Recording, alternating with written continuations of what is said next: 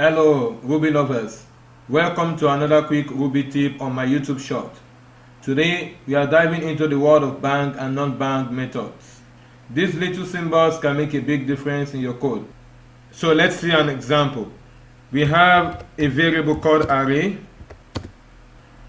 So we have another new array that we want to use the bank method on, non-bank method on.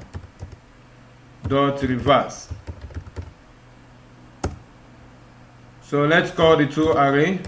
So save and let's run the code. Can you see from here the first array is not changed? So despite we call the reverse method on it, this reverse method is a non-bank method, and the second one was the new array, so was changed because this array is going to return a new array. So that's why we have this here. But when you add a bank to certain methods, they modify our data right there in place. Check this out. So instead of using dot reverse, we are going to add the bank to the reverse. So let's see.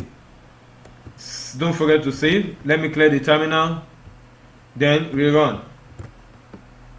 Can you see? The actual object, which is the array, when we called it, it also changed, and the new array of course is going to also change.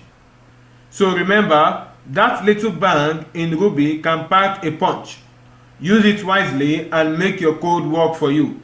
If you found this tip helpful, give it a thumbs up and don't forget to subscribe for more bite-sized Ruby wisdom.